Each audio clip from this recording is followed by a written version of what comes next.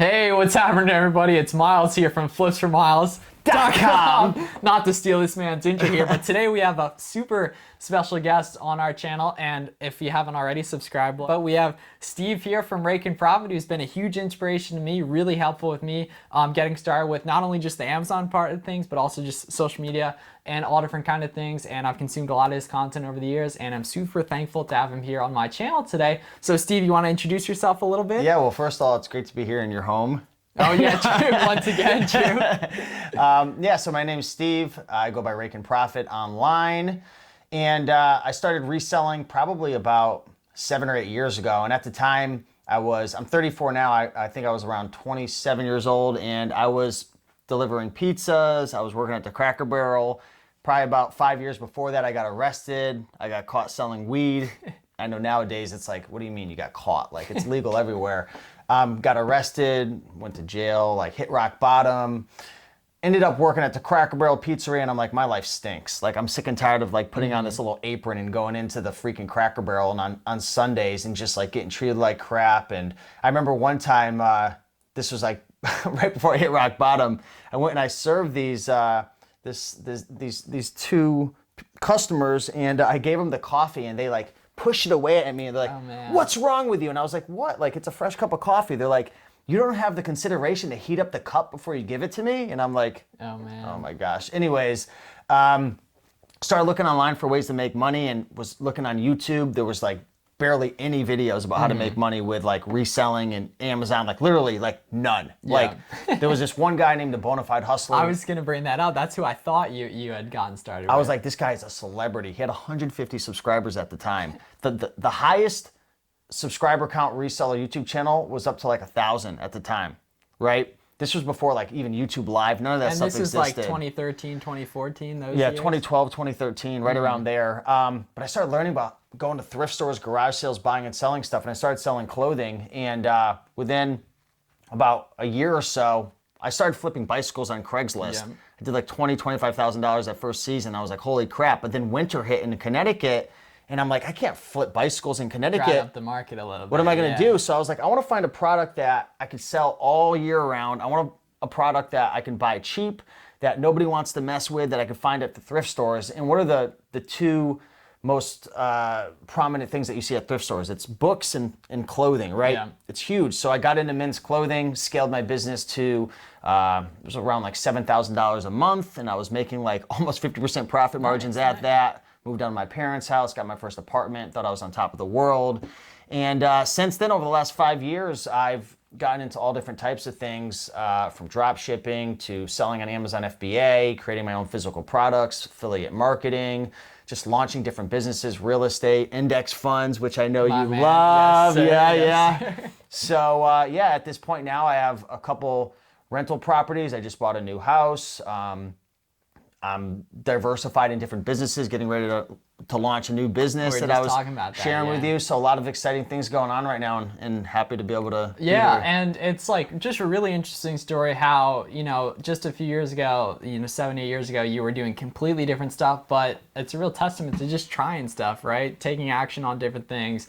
And if you want to take me back, like right when you were getting started, so was it just a lot of trial and error if there weren't like much content to consume? Because these days, if someone's watching this video, they want to learn, they've seen my stuff, they're probably familiar with your stuff as well. There's a lot of information available, so that does make it a lot easier to get started. You know what's funny though? I feel like it's even harder now to get started. Like, it's easier and harder. It doesn't make any sense, right? I'm contradicting myself, but the issue nowadays is there's so much information, but there's so much information. So you don't like, you watch one of my videos and you're like, oh, Steve's doing this. And then you watch one of Miles' videos and, oh, Miles was doing this. And then you're kind of picking little pieces from everyone. And that's the number one way to fail. Like, you have to find a strategy that works. So back then, even though there wasn't a lot of content, I just followed the Bonafide Hustler. Like, I just did everything he did with the bikes. And learned. And he still does the bikes and a lot of that cool stuff. He still does it. And then I found a guy named Hart's Motor Company. His name was Ronnie. He's actually out in the Massachusetts, Rhode Island area where you're probably going to be heading out to after this. And I just learned from him. And, I just picked a couple different people and just did exactly what they did. But yeah, there was trial and error in terms of like, can't tell me. I remember, I'll tell you a story. I was still living at home with my parents. My clothing business on eBay was probably doing maybe like probably $2,000 to $3,000 a month. I had all my clothing in a closet in my room. Yeah. Do you know how smelly thrift stores are? I was bringing a thrift store back to my room. Yeah. My mom till this day, she says, Steven, I wouldn't even let the cat go in there. It stunk. But I had all my clothing in there, and when I would sell a piece of clothing, I didn't have an inventory system. I didn't know what custom SKUs were. So I would have to cancel orders all the time because I'd be flipping through 300 pieces of clothing in my closet to try to find stuff. Yeah, and because you were so new to business, you didn't know any better than to set that different stuff up yet. I didn't know anything. I didn't know what like having a shipping station was. Like I didn't know that like it's not a good idea to just ignore your messages for like 6 days straight. Like I was an idiot, you know? Yeah, and so I know you started YouTube probably pretty close to the time you started reselling as well, because you've been doing YouTube for a while. And what was like the psychology behind starting the YouTube? Because so many people like have the scarcity mindset around creating content and giving away their secrets and stuff. But you've been, you know, a great testament to giving different stuff. Then, you know, stuff's come back to you as well, opportunities. Honestly, I had no idea that you can make money with YouTube. I didn't care. Like dead serious, like over my family. I had no idea. Like it wasn't to make money. It was honestly like I was so grateful. And when I started finding reselling, going to thrift stores, garage sales, and making money, like I was so grateful. I was like, this should be illegal. Like, how am I able to go into a thrift store and pay $1 for a Ralph Lauren? And I discovered it was a Ralph Lauren purple label shirt. I didn't even know what that was, and sell for $120. Like, this should be illegal. And I was just so grateful that I wanted to connect with people. I wanted to share. And there's probably a part of my ego that just wanted to brag and show off and like kind of share the wealth. But regardless, like some people, like whenever you see someone talking about what they've done, you can view it as like a brag or view it as like inspiration and like proof of concept and stuff, definitely. And you've obviously, you know, attracted an audience of, you know, hundreds of thousands of people and vice versa, been able to help them. It's just kind of interesting to hear, you know, what was your psychology getting started with that. So that's cool as well. And so you've tried tons of different stuff over the years. You want to kind of give a little insights into different stuff you tried, maybe stuff that's failed and stuff that ultimately really worked. So one of the most interesting things that was really successful, and you probably weren't following me back then because you've only been following me for a couple of years. Yeah, 2 years or so. I haven't been following anyone. Dude, I never even got hit with like Ty Lopez ads or anything. Like, nothing. Like they weren't serving me any business content. So the crazy thing is most of the things that I've tried that I actually stuck with worked. Like I never really tried anything that didn't work unless I gave up on it. Yeah, right? and that's the thing. So I'm gonna butcher this quote, but like I don't think it's like you fail at nothing unless you give up too early or never start. Something like that. But one of the interesting things that I'd gotten into was called Kindle publishing. I was interested. I was hoping you were gonna bring that up. Yeah. Yeah, so I'll share in a second what it is, but I scaled it to $10,000 a month, like profit. Yeah, and because that wasn't there like a really interesting like algorithmic thing of like someone had to read like a certain amount of the book or something. So after being like an eBay seller and being on YouTube, you become very, very good at like hacking the search engines, SEO, search engine optimization, which means now it's different on YouTube. Like YouTube, a couple of years ago, like 3-4 years ago, I could hack the crap out of YouTube. Like I can just like, say I wanted to rank for selling on eBay. I would just put selling on eBay, semicolon, like 5 tips to whatever. Like, and since it was the first thing in the title, it would rank number 1. And if I put the keyword in the tags and in the description, I'd instantly outrank everyone. And if I put it in a thumbnail, like the algorithms changed now. You can't, they rank based on like watch time and all, it got super advanced. But I had all this knowledge of how to rank. So I took a course, I invested, which a lot of people don't like to invest. I've spent dude, last year I spent almost $25,000. That's what I was going to say. I knew you had spent a ton, But back then I was still investing, but on a smaller scale. But I took a course called, I forgot what it was called. It was a Kindle publishing course by one of my mentors, Stefan Palerno's.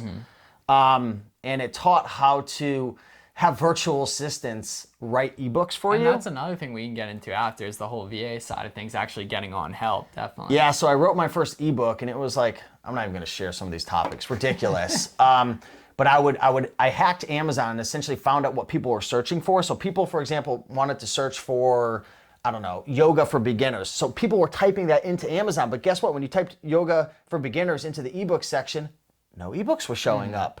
So there was all this traffic going to Amazon. And it was so new back then. And there's millions of niches, maybe not millions, but there's like thousands and thousands of niches that you could get into. Like you could look at a million niches right now. Music, cell phones, cameras, electronics, woodworking, books, like there's so many Legos. there's so many niches, and there's niches within niches. So like And same thing with reselling, to be Yeah. honest, and a whole nother point yeah. there. So to make a long story short, I was hiring virtual assistants in the Philippines, and they were writing books for like $30 for me. But they were short books, like 25 pages. They weren't the best quality books.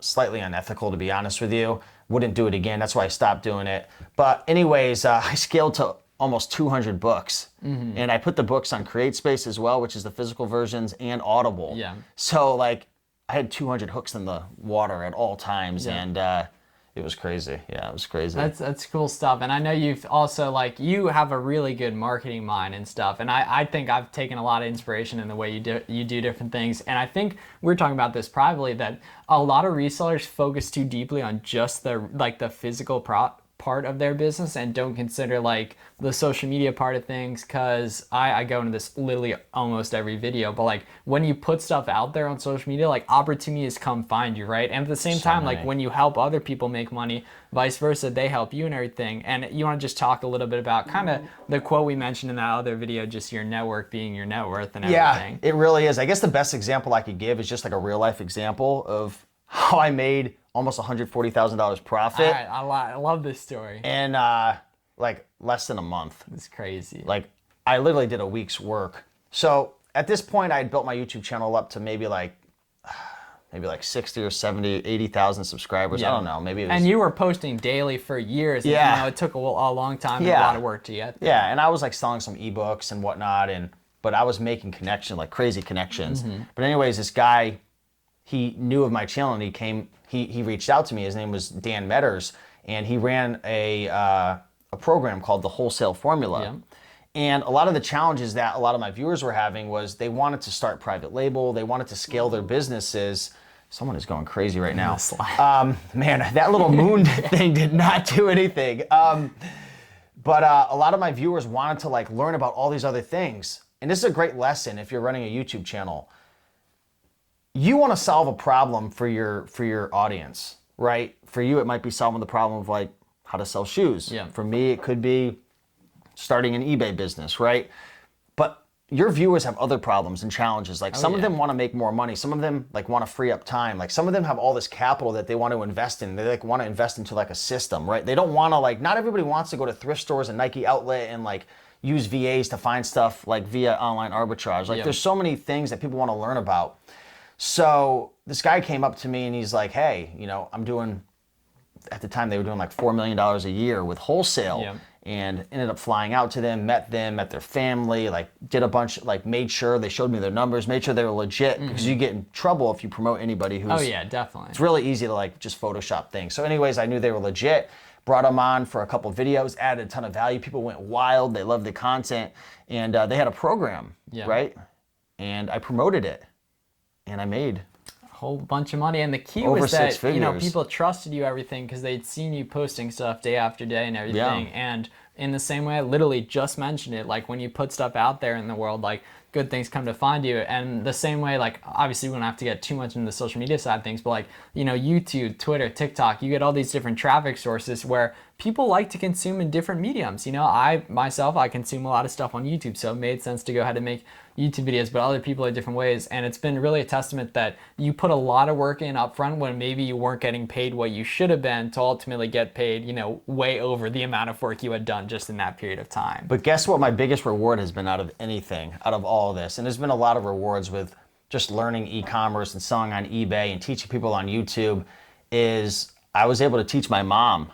Oh, nice. Okay, I would have forgotten to ask you that. This is probably the best thing we can give the audience. Yeah. So probably about 6 or 7 years ago, my mom, she saw me going out to thrift stores and all this stuff, and she would tag along. She wanted to spend time with her son, and we always had a good relationship. But she didn't know what to do with herself. Like, she was looking at the glassware section, but there's only so many times you could look at glassware until you fill up your house, and you're like, what am I doing here? So one day she came up to me and she's like, maybe I could sell on Amazon, because Amazon FBA was starting to become a thing. Like before that, everyone was just merchant fulfilling. Like, really? There was no softwares. There was no like scanning apps. Like the Amazon SellerAmp didn't exist. Scout IQ didn't exist. Like there was something called Scan Power. And what's funny for anyone who sells on Amazon now, there was no technology to scan live. You would have to download a database. I had something called a Dell Axum 51. Dude, this is I'm above aging my- myself.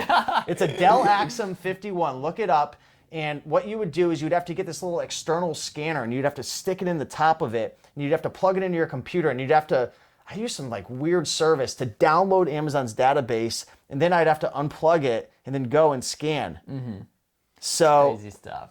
FBA started to become a thing. My mom wanted to do it, so I actually taught her how to do it step by step. And over the years, now she does anywhere from $2,000 to $5,000 a month in sales. She was able to retire early because Social Security only pays like $800 or $900 a month. And it's a great project for you guys to do together too, it seems like. But dude, the thing that made me the saddest was like, and I don't know if anyone could relate with their parents, but like some parents, like they just lay on the couch and do nothing all day. And like that was what she was doing. She was just watching Lifetime for Women all the time. And it hurt me because I'm like, man, like it's gotta suck getting older and you just stay inside all day long. She had nothing to do. Like some people have projects and stuff. And now it's like rejuvenated her life. Like she has a purpose. She gets to go out and thrift. Like we get to spend time. We're actually going to be thrifting all the way out to Maryland. All the way down. Yeah, Nice. to go see my brother. So we're going to spend like 6 days thrifting, go hang out with him for a couple days, check out Chef Gordon Ramsay, whatever his name is, go to that restaurant, and it's fun. So yeah, that's a great thing. And just to finish off, if you have any beginner tips for the person out there that, you know, hasn't gotten started but is in my comments or in my DMs being like, oh, I want to start, right? But, you know, besides just like go ahead and take action like we know they should, they know they should, but any other like really beginner things for the person who hasn't gotten started yet? Don't compare yourself to other people. Ooh, I like that. Set a small goal, and it's this reselling business or any business in general is a game of momentum. Yeah. It's somewhat counterproductive to watch videos of people who are who are so far ahead of you, and I don't mean to like mess up any of your viewership or my viewership, but I tell people all the time, like, sometimes it's best just to be watching content or be learning how to make your first $500 instead of your first 50,000 or first 100. Like I'm sharing, I made 100 for you. That adds zero value to anybody now. You know what I'm saying? Because you spent 5 years building up lists and audiences. Yeah, and all it's that. a good flex and it feels good for the ego and stuff. But like, set small goals, right? Sell your first item, then your first 100, then your first $1,000. But the thing about reselling and what's happened to Miles as well is you started small with like the guy who scammed you with that first shoe. Literally, dude, $160 was all I had to my name pretty much. But it snowballs. Like, it's really hard to make your first 100, and it's even more challenging to get to your first 1,000. But from like 1,000 to 5,000 is way easier than like 5 to 10. Like, you see how it's going, dude. Like, you've scaled to 50K now, and in one of the previous videos, like, yeah, I'll be at 100K next year. I'm like, oh, you're just gonna double. Yeah, we'll see what's up with that. So yeah, Steve, thank you so much for giving some value to my audience. His channel, he has a super big, awesome channel, Rake and Profit. He'll be linked below, and so make sure to subscribe below. And thank you guys so much. Thanks, Miles. Appreciate you.